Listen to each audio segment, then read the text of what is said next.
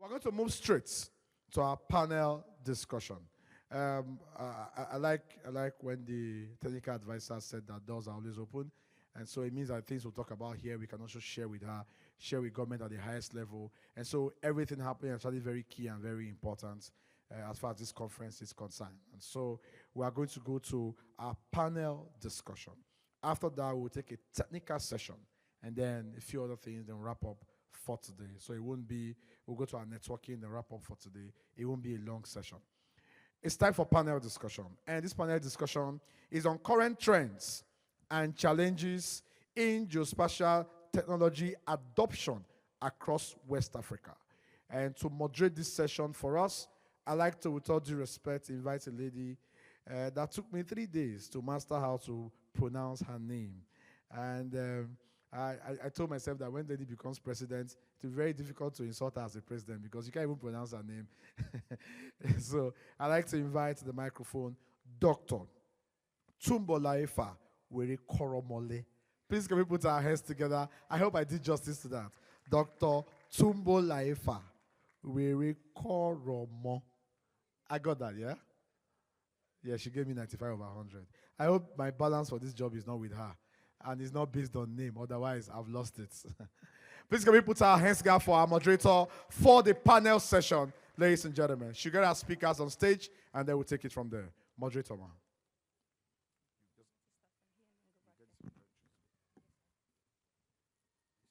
Everyone, as you can see, he murdered my name, but we're not holding grudges. We're not holding grudges. It's a beautiful day, and he tried. So I'll give you maybe like 90%. So I'm Dr. Tubolaifa Warekoromo. I'm Nigerian, so you can tell from the name. And it's been very beautiful and interesting conversations throughout today, and we're going to continue in that momentum. And I have very experienced and very knowledgeable people that will join me in this panel session. Like he said, we're talking about the current trends, and challenges to geospatial adoption. And we've seen a lot of things here today, from the people doing work with agriculture, from those exploring, in the power sector. And then we have the technical assistants coming to talk to us about the critical need and how critical the resource of data and geospatial technology is. So we're just going to go in that direction. So I'm going to quickly just invite the panelists so I don't go into like a long rambling.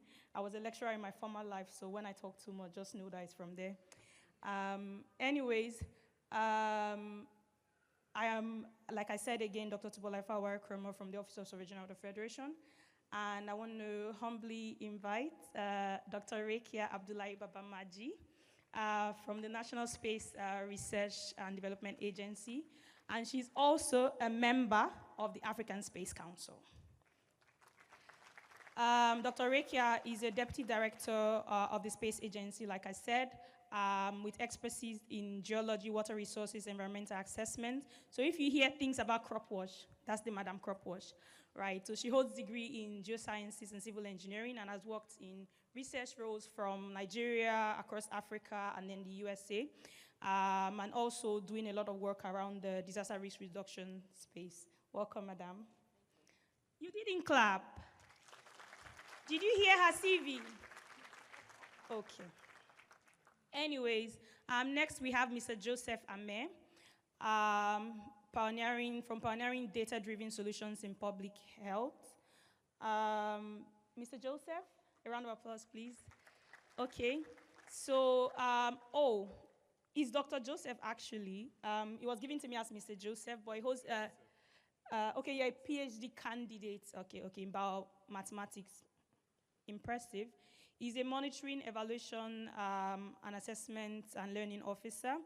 And he's renowned for leveraging advanced data analytics, mathematical modeling, electronic real-time tools to enhance public health program delivery with impact. And he's proficient in an array of tools.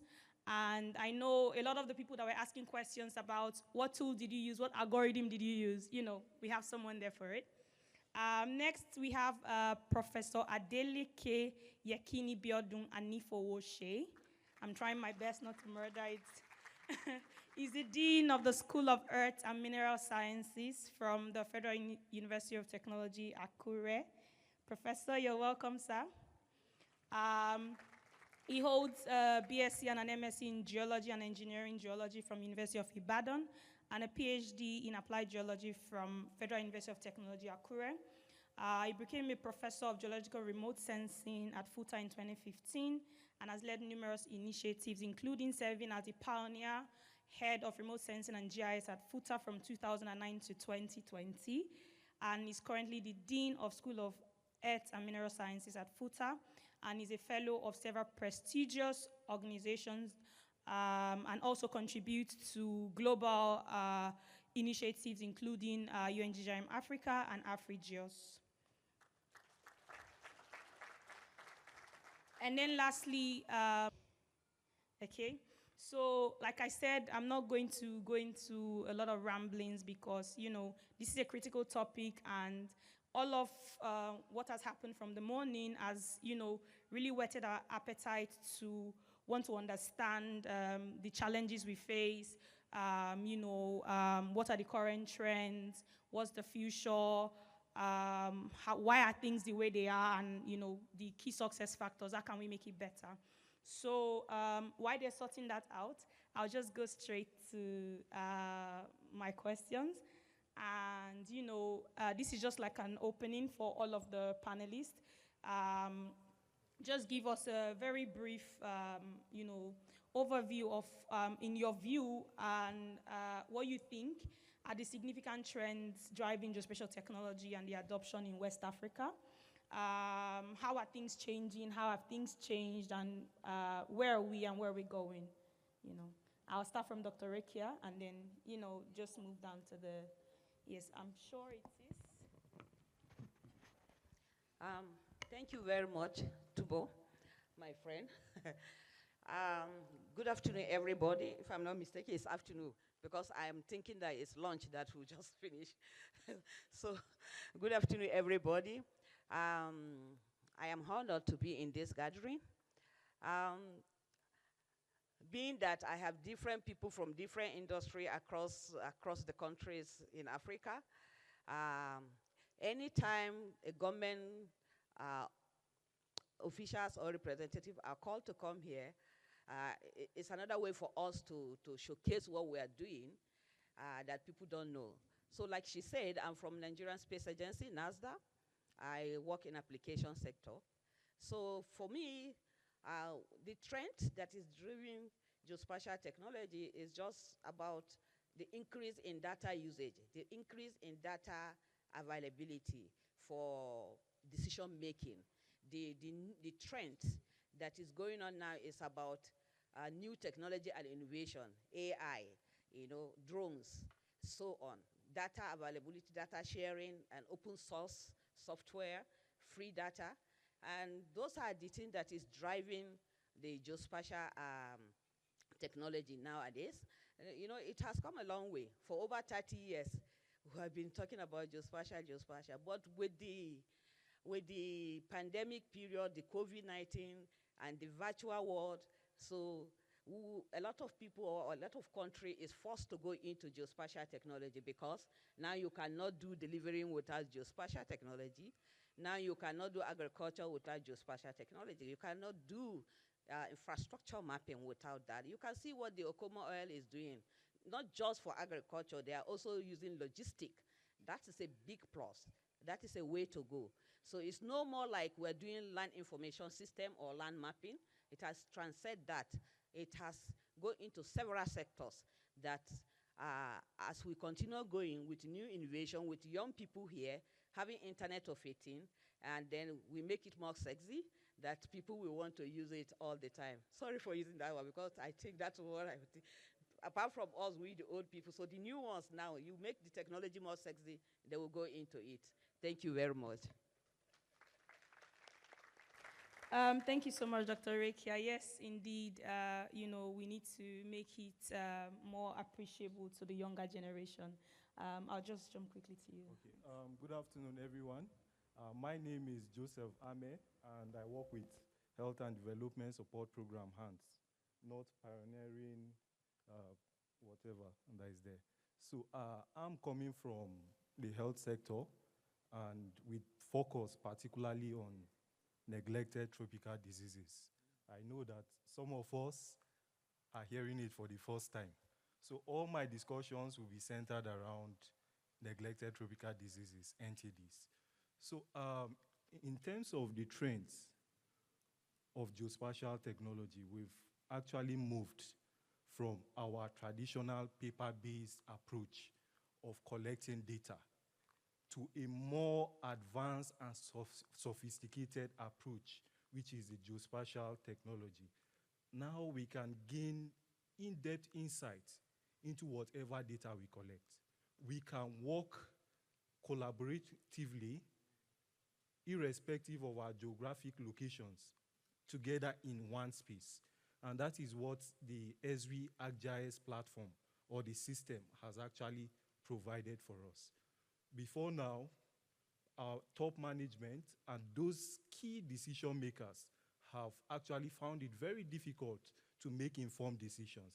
But with the advent, with the adoption of geospatial technologies, we are gaining more insight into our data and we are making more informed decisions in terms of planning, in terms of resource allocation, and in terms of even planning for future programs. Like I know in NTDs before now, we are used to collecting our data on paper, but right now we've migrated, even during supervision of our projects, we use ArcGIS, and we can actually see people working in the field in real time, and we can see our issues, the issues that our team members are facing from different parts, and we can address those issues in real time. So geospatial technology has really brought us to a point where we are making informed decisions and improving our processes for better productivity and for better outcome. Thank you. All right, thank you so much. Neglected tropical diseases are definitely important, and I know there are still some people that are still using paper maps, so it's good to acknowledge that the change from paper maps to digital geospatial maps are influencing decision making. A lot of work is being done around that space because you see a lot of geospatial tracking and decision support systems in different spheres, so which is good. Before I go to you, Prof, I'll just quickly invite the last person to join the panel. That's Mr. Valentine Anaba, technical advisor at GIZ in the geospace. All right. Over to you, Prof. Yeah, thank you. Good afternoon, esteemed colleagues in the GIS family.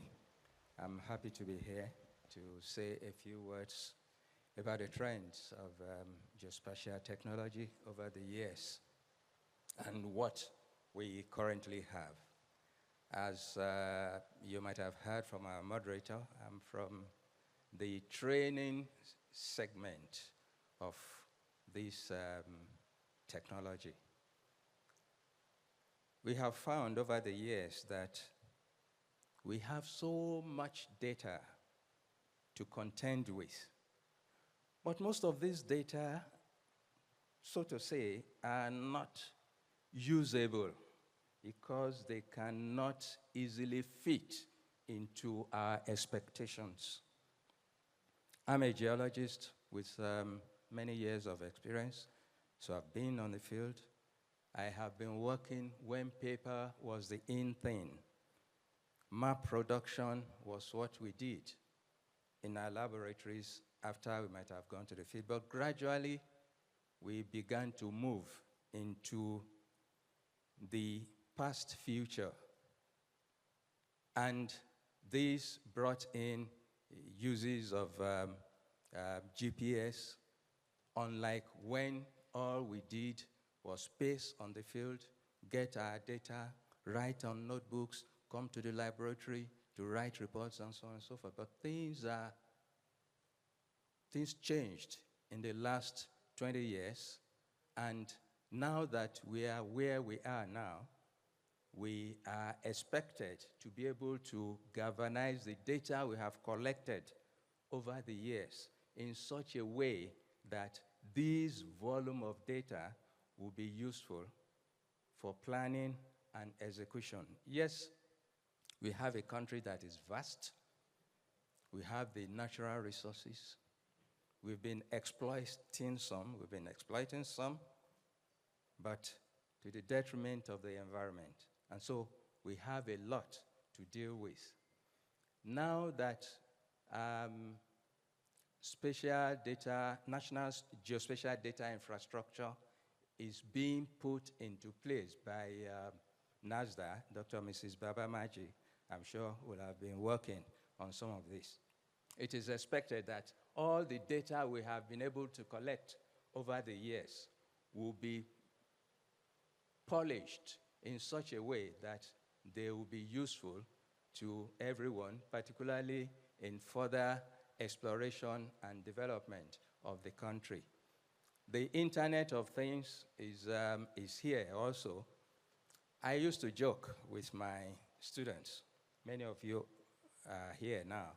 I used to tell them that, look, at my age, it's going to be fairly difficult for me to go into practical machine learning because I'm 66 years old, so it's going to be difficult for me to even have the time also to do most of these things. But the gentlemen and ladies who've been able to bring up from universities have been going into this. So we expect that in the next few years, like my colleague said in the morning, the future is here with us. So in the next few years, we expect that further trends will be made and we'll be able to make progress in the space, particularly with geospatial technology. Thank you.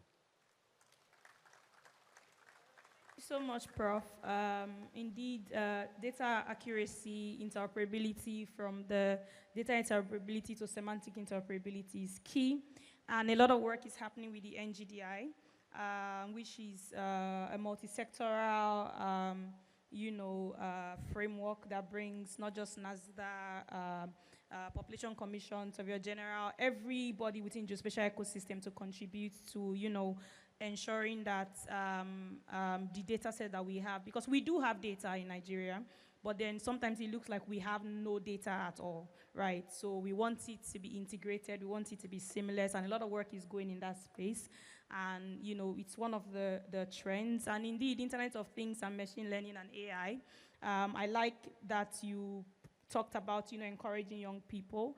Because I do a lot of work with young people in this space from my time leading the Geoinformation Society of Nigeria and even now founding the GeoImpact Network, because these people, we need to, give them practical examples, because sometimes they come out of university, they've learned how to use a tool, but then there's nothing to experiment on. So, they need to get their hands dirty. They need to be part of projects. They need to be part of things that contribute to national development, things that contribute to putting food on their table, developing applications and things like that. So I'm glad that you brought that up. And, thank you, Prof. Over to you, Mr. Valentine. Thank you very much, and good afternoon to you all. Just to give a bit on my background, I'm an urban planner, I'm a geospatial analyst, and I'm a technical advisor for GIZ in Ghana. So to respond to the question, one of the evolving trends in GIZ is in the way it displays data to make sense, and then how you're able to overlay different data sets to find a relationship between the data sets.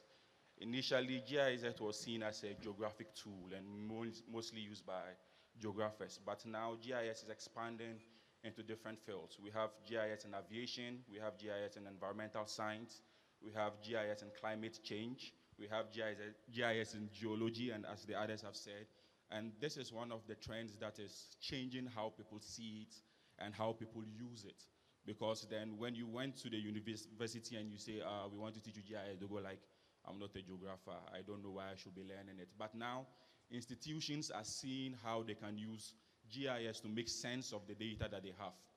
We are moving away from paper-based to digital-based, and then GIS is one of the tools that provides the most sense in visualizing and analyzing data. So if you look at what we did in Ghana, we actually used GIS in the space of governance. And then we're using it to monitor activities in the field and to also look at revenue collection. This is something that people don't understand the implication and how it works, but GIS has expanded over the years to show how to use data and analyze data in different ways we wouldn't have thought possible, and also to create a relationship between these data sets. Thank you. Thank you so much. Beautiful, beautiful submission. I would have argued you were Nigerian because Valentine is such a Nigerian name. But anyways, this is good because one of the challenges, not to jump the gun with geospatial adoption is the appreciation of geospatial technology, the tool, the data. So the applicability and to show the value addition across different sectors is key, and especially around the money people. Remember our brother in the morning when he was talking about how he was able to network and get the buy-in of the senior managers and decision makers in Eco Electric Agency. Do we remember? Right, so he networked with those in marketing, those that bring in the money, right? So, that's where we can be able to attract investments in this space. So thank you very much. This is quite important.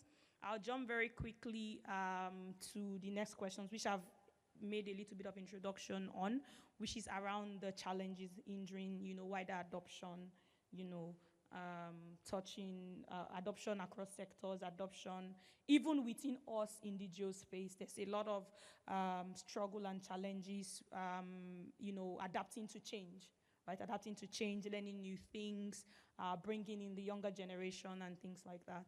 So if we'll go around in the same way again, just quickly talk about, the challenges hindering the adoption of geospatial solutions across West Africa. Thank you. Thank you very much, Tubo. Even though we're all talking about advancement and increase in geospatial technology usage, but we still have a long way to go. We still have a long way to go, especially when it comes to cost. And I think Okomo, I still use you mentioned that, financial constraints. And then in terms of high maintenance, in terms of infrastructure, like the internet we were talking about, that there was no internet in certain place at your farm, and then it has to gradually build it up and get the internet. For example, I tell you now with regards to internet, I am in charge of Crop Watch, which we are doing, NASDA is doing it with Aircast China. That is Aerospace Institute in China. One of the hindrance to our own success is the fact that it will take me like almost 10 to 20 days before I will be able to transfer some of the data to them. Just using internet here, there, and that. Bandwidth, fiber optic, and so on. Now we're embracing start time. Even the start time, we're saying, oh, this is LMOX, it's going to be okay, and so on. But when the weather is not good, we're still coming back. I'm even being told by my staff, no, Ma, you have to get more access point. No, you have to buy Boost and this and that. Because when I was subscribing to it, I was told that is the in thing. And I was happy. So definitely sure infrastructure, and then the high cost, and also regulatory and policy. Too many regulatory, too many bureaucracy, too many this and that. Everybody is claiming territory. I have this mandate, you have this mandate. No, we're not thinking about synergy. We're not thinking about creating an enabled environment, put our differences aside, bring us together, the thing we have in common, then we start from there and see how we're going to expand more and collaborate more and share data more, as well as awareness, understanding. When we came in this morning, Tubo was saying, oh, the young people are not here, that this place is supposed to be full because it's a free conference. Anyway, if it is the one that you pay, they say, okay, there's money attached to it. But Esri make this thing easy. Say it's a free conference, users conference, come in, whether you are using or you are producing, whichever category you are, come in. And then we're thinking that maybe the hall is not going to full, but we're going on. We expect that maybe by next year, in 2 years' time, this place should be jam-packed because it's free. Everybody wants to learn. So hoping that this avenue has created an awareness for those that are here to take it further. And this thing, we're also suffering it in NASDAQ. Most of the time, we don't have that awareness creation before now. And then you see that people will say, what is NASDAQ doing? They are spending money on them. They are just, there. Too many work and so on. We're doing a lot until when we come and make presentation, and then people will say, so you have been doing this. You have been using Earth observation data application in so many sectors. And it's our fault. That's why now, presently, we are trying to create a media. We have a YouTube and so on and so forth, so that people can know exactly what is happening. And then, like I say, we have this collaboration partnership between agencies, whether it's non-governmental or private sector or government sector, to come together and do something. And that is what the NGDI is all about. We hope that this NGDI will put us, it has been there for a long time, but it went into comatose, but now we're reviving it. So we are hoping that by this time around, next year, a lot of people will come into it. So you say you have a lot of data, and we hope that you donate it. Now it will be like a collaboration between the education sector and the government and then the private sector, and hope NGDI will solve that problem by bringing everybody different data, whether it's on paper, whether it's collected by the new technology, either drones, either satellite, whatever it is, that the NGDI will be like a depository for everybody to bring something together where all the users will have access to it. Thank you. Thank you so much. Thank you so much. Not so much to say in this aspect. Indeed, it's been over 20 years talking about the NGDI, right? Some of us were not even in this space when they started talking about NGDI, and then it's been back and forth, and we're hopeful. We're hopeful this time. Over to you, sir. Okay. Thank you very much. I think one of the challenges, again, I remember the prof said he has a lot of data. The problem, again, is the quality of the data. Because if the data is of poor quality, it means that the data would not be usable. Even if you use it to make decisions, your decisions will be ill-informed. And also, we have this challenge of data sharing and integration. You see people having data in different formats, making it very impossible to integrate. One good thing with the Agile system, as it's called a system of systems, is that everything you will need to do to be able to monitor or to evaluate your particular project or the work you are doing is within that system. I was telling someone the other time that with ArcGIS or with GIS generally, the limit to what you can do is just with your imaginations. Before coming here yesterday, I used one application within the suite of applications in the system for the safety and security officer to track my movement to Abuja because I was coming from Jos. And that was quick capture. All I just had to do was just to tap a button and I just dropped my phone somewhere. And the security officer was actually seeing my movement all through till I reached Abuja. So we can do a lot with ArcGIS. And also, lack of open data policies is also one of the challenges that we are facing. There are some people that will say, I don't want to share my data, or the policy in my organization does not warrant we sharing data anyhow. It has to pass through a lot of processes. And those processes tend to delay decisions.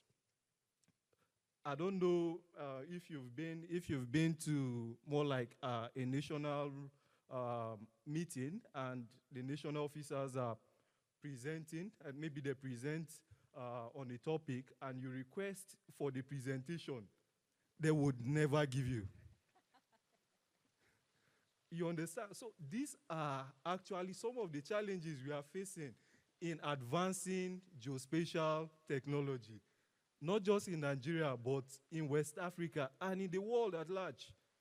So if we can actually look into some of these issues, I guess we'll make a way forward. Thank you. All right, thank you so much. We're circling back again to policy and policy and policy and policy, which is important because a lot is happening in this space. And not to be rude, but people are just doing things the way they like to do it. So even with the data that is available, how was it processed? What standard did they use, So there's a lot of lack of standardization happening, people using different standards and, we're going to the solutions very soon, but yeah, I know you're all hungry to prefer the solutions. So I'll go to Prof. Thank you very much.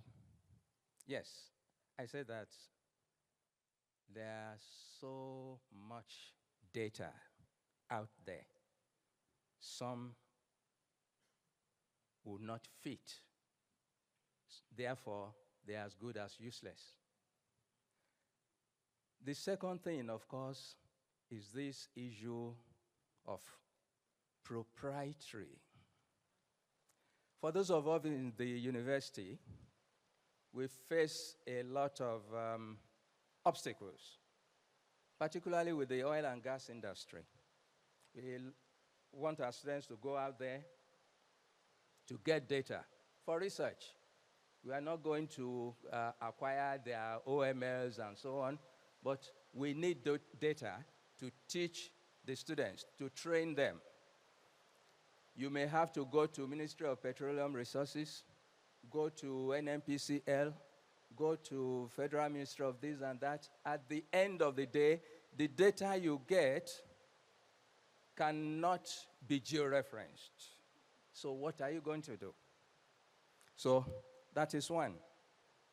The second is the issue of internet. There's no gainsaying the fact that virtually everybody here will know that universities are underfunded. That is the truth of the matter. Even when you write a research proposal, by the time it gets through all the obstacles, you might get 10% of what you will use to run that project. And so you just look at it, it's as if you are just being given some money to eat. With that, you are almost sure that you won't get any usable outcome.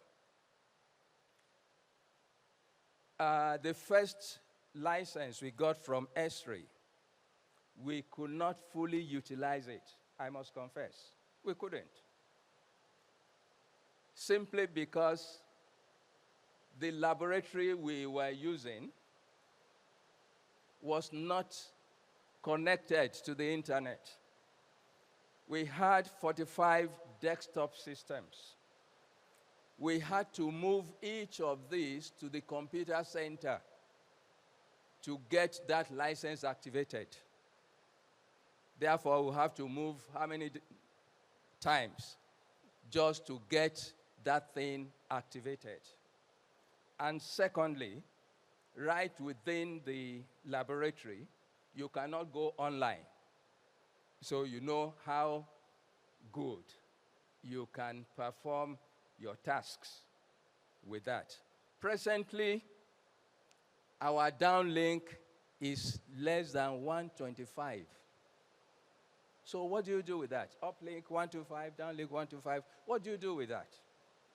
And we still have to write every year complaining to our sponsors, that's NUC, that these are the facilities we need to function.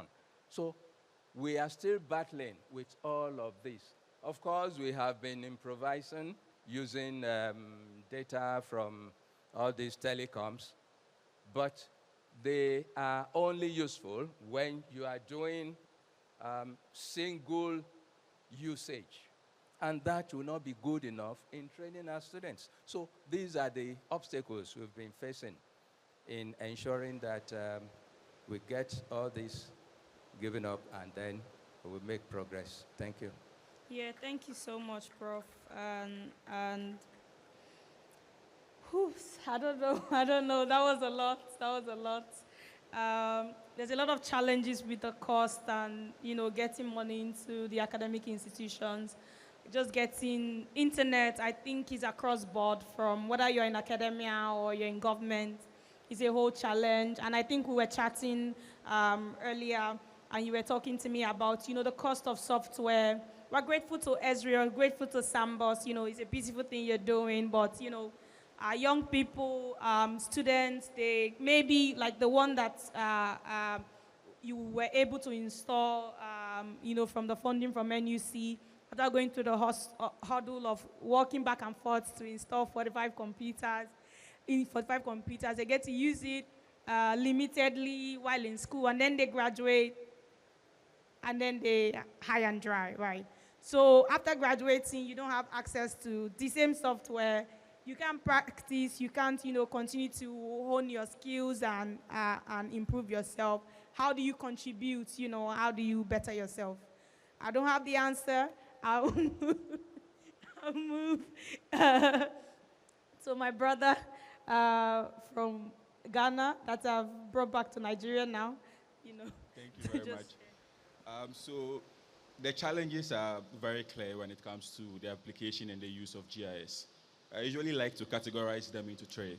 The first category being capacity, the second category being the infrastructure or the equipment, and the third category being resource. So when you come to the area of capacity, not a lot of attention or focus usually goes in to training people on how to properly use the tools. I will speak from the experience of Ghana. I learned GIS when I was undertaking my first degree and even my second degree as well. But then it is somewhat rushed through, and they teach you more of the theory than the practical. So you come out, you go to an institution, you see them doing things, and you just can't relate. Theory-wise, you know that GIS is supposed to allow you to do some things, but if they give you the tools and ask you to do it, you can't do it. You don't go to the field with a paper to collect GIS data. You actually need proper equipment. Now, whilst the trends are changing and you can use your smart device or your mobile phone to collect the data, GIS data storage is also important. And then everyone just spoke about the quality of data and access to data. Now, what happens is everybody is working in silos. We don't have a central space where you can put your data. While you can find a space where you can get data from, the question is, who updates and when is it updated? So I have downloaded data from different data sources. I have actually worked with that data and I've updated it. But I never get the chance to upload it back for anyone to get access. So what it means is anyone who is working in a similar project will basically have to do the same thing that I have done. And even within institutions, you still have people working in silos. So I have data on my computer, my colleague has the same data on his computer. He updates the data and we don't get it. He has it unless someone goes like, oh, do you have this updated version? And he copies it to you. And an issue of data is also, I have never seen an African institution or haven't met an African institution that has kept metadata for their data.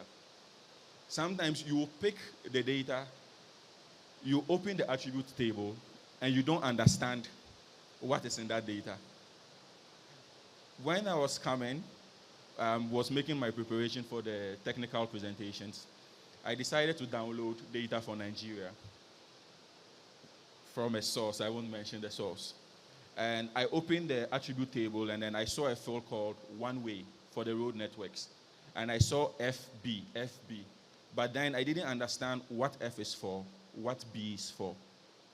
And this is something that is happening. People create data, and then they don't describe their data. So sometimes when you even pick it, you don't understand it. And the third category is the resources. GIS data is not cheap. To access GIS data, you need special equipment. If you want satellite images that are actually up to date and are of high resolutions, in most cases, you have to pay for them. If you want to get drone images, it's either you have the drone and you're going to pick the images, or you're consulting someone to pick it. And that can also be expensive. Whilst it is expensive in the short term than other data sources, it's still virtually very difficult to resource it. And with my experience in some countries, GIS data is not something that is prioritized. probably because the government institutions or those at the top don't understand the importance and the relevance of GIS data. We can go into more technical insights of the challenges, but in categorizations, these are the three categories I usually like to put them in. Thank you.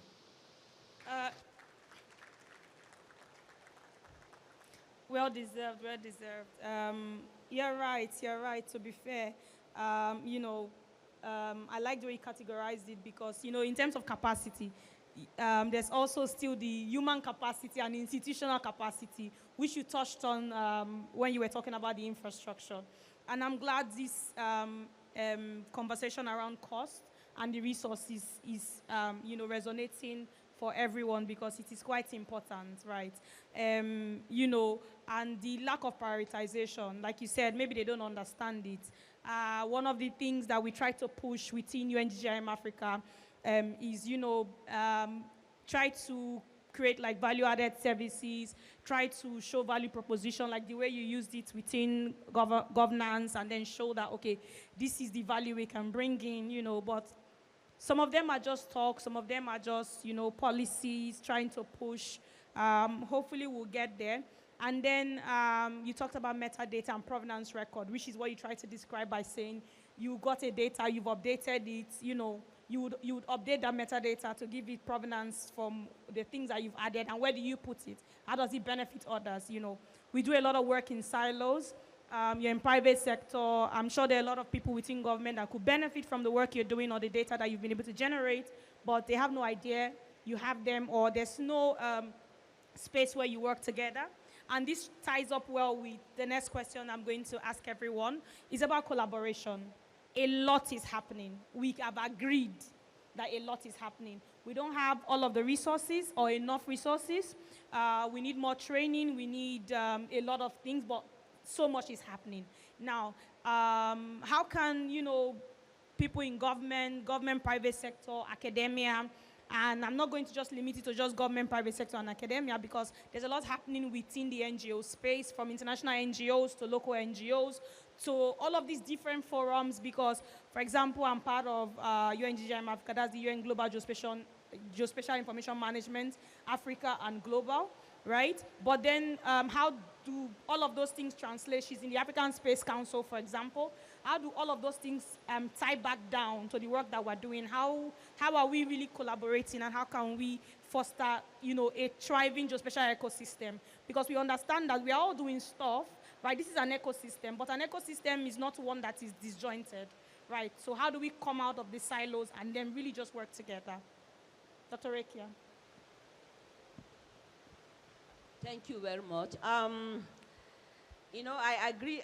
Let me come to you first before I answer your question. I agree with you when you say that whenever you have a data, it is very hard for you to understand where the source of data is coming from.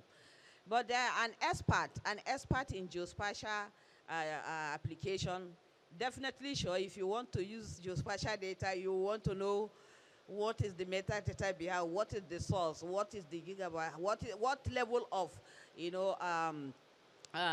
level of processing the data has been to before coming to you. So definitely sure, I agree with you. That's another aspect that is that we are facing in the geospatial industry. But then in terms of what can we do, for me, I look at the collaboration within government and then industry and the education sector. One of the things that need to be stressed, to be advocated for is that partnership. Partnership in the sense that my professor said that, okay, in the university, you train people most of the time. It will be theory. Even example that he gave, the Ghanaian guy gave, that it will mostly be theory. We want a situation where if you do theory in the class, bring your students to us, in the government agencies or in the private sector, to give a space for them to do hand-on practical. And that is one of the things that NASDAQ does most. And I can tell you, a lot of students here will tell you they have come to NASDAQ in one way or the other. We have that program where we collaborate with education. We ask them to come 2 weeks. As far you can, find a place for your student in Abuja. We're ready to do one-on-one training for them, 2 weeks, 3 weeks, and so on. That kind of partnership we bring expertise, we bring increased literacy in terms of the usage of geospatial technology. And also another thing is, this is for Sambus and Esri. It's high time. I think it's high time the cost of the software should reduce. Seriously, I can tell you, even though we were in government institution, research institution, NASDAQ, right? You can say NASDAQ shouldn't even be complaining about software acquisition and so on and so forth. But then when your budget is nothing compared, because of the dollar exchange, compared to what the value of the money can do, then you have to talk. Of recent, we just had a lab, and we wanted to equip it, which support system did for us, one of your partner here. And we find it difficult to, when they tell me the price, I was like, no. So at the end of the day, we have to okay, we have an institution, we have to go through the student one, and in order to get it, then you have to think about it that there are a lot of open software coming up, QGIS and the rest. So to make it available in Africa or in West Africa, you have to please think and review the cost so that people can be able to afford it. Another aspect is job placement and development. We're having problem, I think somebody mentioned it, brain drain. We're having problem of brain drain. Maybe it's because the enabling environment is not there in Africa. So this is where the government should work hard, where the industry should have an open policy where you can accept people. You don't just say, oh, unless that person is a guru in that, you don't want to take them. But they can be training, on-the-job training, and then they become perfect. And so that aspect also, we need to talk about that. Okay, coming from the African Space Agency, one of the things that we're doing from the continental level is, of recent, the African Space Agency is now in operation, not fully operational, it's just that they have moved to their side. We now have a structure in Egypt, and now the council has been formed, and we have 10 people from different sides of the country to work, including me, to work on the policy, to work on the budgeting, to work on how we adopt the strategy, the STIZA strategy, and also the global SDG and so on. So that we can make it available, that people can come in from anywhere in the country, and also to foster collaboration within all the space agencies in Africa, as well as the institutions that are training people in geospatial technology. And the same thing with West Africa. In ECOWAS, Department of Education, they are doing something wonderful. Department of Education and Science and Technology. They have been trying to launch the Africa and ECOWAS Space Agency, and they started with the roadmap, which they have done, and then the need assessment to know what people need in West Africa, and so that they can provide solution by launching ECOSAT-1. So I'm sure by the time that happens, we will have a lot of people, knowing more about the ability of using space geospatial technology in order to achieve sustainable development across West Africa. Thank you. Thank you so much. Very quickly, because we're about to be wrapping up now, so let's move very quickly now. So again, the question, how can government, private sector, everyone within the geospatial ecosystem collaborate more for us to build a thriving geospatial ecosystem? Okay, thank you. I would like to emphasize more on the need for continuous capacity building, because with continuous capacity building, we see that the capacities of all the stakeholders involved will be amplified. I know that ArcGIS, the Esri ArcGIS, there's actually a program, I think ArcGIS for schools. I know we have something like that in Ireland and in other countries. Can we have something like that in Nigeria? That Esri ArcGIS will collaborate with universities in the country, and let us see how the capacities of our students in the universities would actually be built. This will be a way forward for us in Nigeria. Then also, private sector can actually come in by providing funding and resources for the government to be able to procure some of these licenses, because I know it's gradually becoming an issue for the government. So the NGOs can come in from this aspect. I know for the projects, we support some states, like for my own organization, we support the government, we support FCT, we support Jigawa states, we support Kano and other states in the country in the implementation of NTD programs. And we use GIS for these programs. And while we are using it, we also train those, we build the capacities of those state personnel that are working with us to be able to sustain that technology if eventually funding is actually withdrawn from those states. Because as we do our work, we have sustainability at the back of our mind. And we also have the concept of ownership also at the back of our mind. So whatever we do, we work from the onset, we work with those local governments and the states to be able to carry on with whatever we've started. Then also, in the aspect of integration, we should also look at advocating to all the agencies involved that we should have a standardized format for our data so that it will be easily integrated and we can easily share our data and we can work together in synergy, as our team here is rightly stated. We should work in synergy. We should have more like a common format for our data so that it can be easily integrated. So I think that is my own contribution at this point. Thank you.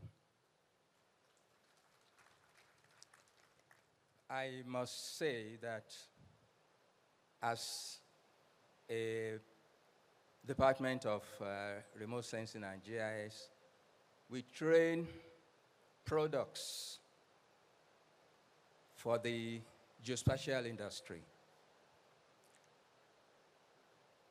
Our department happens to be the first department that runs undergraduate curriculum in remote sensing and GIS, and we started in 2010. And a lot of our graduates have been turned out, and they are working in the industry. Many of them are here today, having their daily bread from Sambas. We tried to use what we have to get the best of these products. Some of those who are here are either as collaborators in organizing this program, or they are sponsors of this program. And so they have some solid practical background, because our program is 5 years, and within these 5 years, they go on industrial training for 6 months to sharpen the skill we had developed in them at university level. So by the time they come back from IT, they are good to go. And so we only put a little on top of the icing cake. Now, some 4 years ago, we had to review our curriculum, undergraduate curriculum, to ensure that it meets the demands in the 21st century. When we started the program, we did not introduce R programming, but we decided that, yes, these are the things students will need, and we brought them in. Unfortunately, now we are just about 7 left in the department. What happened? Jackpot syndrome. They left for greener pastures out there after they had been trained. Some of them graduated from 20. And so we had them as good hands for training our students. Presently, we are running collaborative programs in PGD, Masters, and PhD with AXT and Afrigist, and we've been doing that for almost 10 years. So we are good in developing these products through education. But how do we sustain this? We need funding and more collaboration. Yes, of course, we've been in collaboration with NASDAQ, we've been with NIMET, we've been with the Nigerian Air Force, and a few other national institutions. So it is expected that we begin to build on this collaboration so that we'll be able to produce the best for the geospatial industry. Thank you. Thank you, Prof. Mr. Valentine, very quickly. I will keep it very short. Quickly. So how can, we improve the collaboration between everyone within the ecosystem, from government to private sector, NGOs, and, academia? Yes, so I would just make 2 points. The first one would be the conscious development of networks. So that means a government institution is supposed to take a proper look at the landscape of the institutions within their environment and then build proper networks for collaborations. So once you understand who is doing what, you're able to pull them together and then find ways that you can collaborate and what bits and who can contribute to which particular effort in achieving this result. And the other aspect will be on a policy. You can have a data policy that will specify for institutions to share data, standardization of how data should be created, and then collaboration between institutions that work in similar areas or sectors. So this would be the 2 recommendations that I will make. Thank you so much, and thank you for making it brief. Esri, you are here in the room. A lot of things have been echoed about the cost of software. You can see the dollar and the naira, they're fighting, so they're not trying to come close, and we don't know why. So try to reduce it, and we've been coming back to spatial data infrastructure and strengthening of these things, so we know it is important. So we're wrapping up. This will be my final question to all of you, so I'm just going to lump it all together. Very quickly, I just want you to share with us the key success factors for implementing successful geospatial projects within West Africa. So this is not like a bland question. So this is where you give us maybe like the way you like to craft it into like 2 areas, and then maybe a success story from like a challenge you had, how you overcome it. There's a lot of us here in the room. I will want to learn from your wealth of experience. And then you give us your final closing alongside. So this is all lumped together. Thank you very much, Dr. Rekia. I'll start with you. Thank you very much. One of the success story, I think I'm one of the success story. Seriously, because I'll start from, human capital development. I'm one of the success story.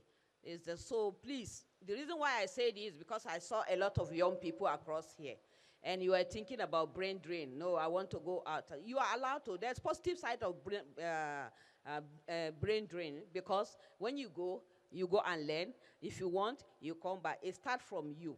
So that aspect of human capital development, if we talk about it, NASDAQ is good with that. In my agency, I'm telling you, we have over 180-something PhD holders. That's why sometimes when we meet people, they will say, oh, they are all PhD, they are all this thing. No, it's just the enabling environment that was created for us. That's one of it. And then we have this success story about application, and 2 people has talked about it. I'm in charge of agriculture.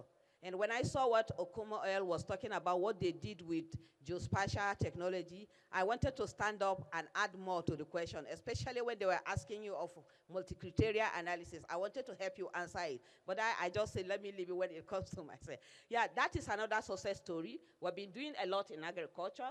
The only hindrance that we have in that is collaborating with the other agencies that has the mandate to reach the farmer. Ours is to do the analysis. Then the product is to be taken by the agency that have the mandate. And then lastly, the success area is data availability. We are trying our best in NASDAQ. I'm telling you, of recent, we have not automated REA, but we have said that even from 5-meter, 8-meter resolution, is available in NASDAQ. If you are doing a research that is going to enhance sustainability development in the country, come to NASDAQ, you will get it. But if it is for commercial purpose, we give you at a discount. Thank you very much. Over to you, Mr. Joseph. My success story is actually from the neglected tropical diseases community. We've been able to have a collaboration between the national program of the Federal Ministry of Health, local partners, and international partners. Also with the neglected tropical diseases modeling consortium to implement an ongoing project. It's called the Blackfly Modeling Project. It uses GIS and spatial models to determine suitable breeding sites for black flies. And for those that are familiar with neglected tropical diseases, black fly is the vector that causes onchocerciasis. Onchocerciasis is also called river blindness. And river blindness is endemic in a lot of states in Nigeria. So with this collaboration, using GIS, we are able to identify high-risk areas and breeding sites of these black flies. And this has actually guided our fly catchers during entomological surveys to be able to go to those selected sites that the model has identified to catch black flies. And this has actually given us more momentum in the fight against eliminating neglected tropical diseases in Nigeria. So this is one of our success stories. Then project-wise, we have a project that we are using one of the ArcGIS applications, the ArcGIS story map. We are using the story map to actually tell the impact story of our project. So just imagine you taking the reader from the point where you started in a very visual and interactive way to the end of the project and its outcome. It's really, really beautiful. And ArcGIS has really done a lot for us in the NTD space. And we are really, really grateful, and we hope to still invest more in ArcGIS technologies. Thank you very much. All right, thank you so much. Steven, from what you have said, some of your key success factors will be access to the software, technology, and capacity, just like Madam Rikia said, and then collaborating with other agencies and data availability. So over to you, Prof, and then Mr. Valentine. Quickly, very briefly, your success story, and then tying it down to key success factors for others to learn. Thank you. My success story is in the audience. The youngsters out there who have passed through the Department of Remote Sensing and GIS of the Federal University of Technology, Akure. It seems that the geospatial industry has a bunch of them to work with. It is very rare for any of our products not to have gainful employment because of the training they have passed through. The success story will keep on revealed as these youngsters push the frontiers of knowledge in geospatial technology. Thank you very much. All right, so to achieve success in this and relating to the success factors, one important thing is to build proper collaborations. An institution cannot do it on its own, so you need to collaborate with different partners. Let's take this event as an example. Sambus was able to put together this wonderful conference by collaboration with other institutions and pulling resources from other places. And this shows the power of collaboration. With GIZ, what we do is we collaborate with the government institution and then other private stakeholders within the space to always identify the solution we want to implement, just to be sure that nobody ends up duplicating and there is sustainability in the use of the system. So one of our successes was with the development of the district local revenue software, which was to enable the states to be able to mobilize revenue within their jurisdictions. And from the implementation of the software and the collaboration with them, we realized that the states were actually able to triple their revenue mobilization, monitoring, and evaluation. Another 10 is that we also need to improve the capacities, because we can't achieve anything if we do not have the capacities and the resources to do it. You can have proper collaborations, but if you're not properly trained on how to understand and properly utilize it, it will just be a waste of time, because if you have data, you don't know how to process the data, that's the end of it. So for me, I would say the success factors are proper collaborations and then capacity development. Thank you very much. Thank you so much. Thank you so much. And I like a word you used in your previous response, which was conscious development of networks. So, collaboration, and collaboration can be in two ways. You can just sit and say hi and take photos and no impact, or you collaborate and find a way to really, impact society and do some good work. So it's my honor to thank all of you for your beautiful, a round of applause, please, please, please. We have learned so much. They've shared so much from their wealth of experience, and we're also grateful. So thank you so much. Okay, he's coming now. I think they will all stand together for a photo, and then we give it back to the maestro and the master. All right. I want to sincerely appreciate our very excellent moderator. Please can we put our hands together for her one more time, ladies and gentlemen. She gave me 90% in her name, and I felt very good. Because even her, when she's calling her name, she's rushing the name so she will not miss it. Okay, so we'll take that picture quickly, and then we go for our final technical session.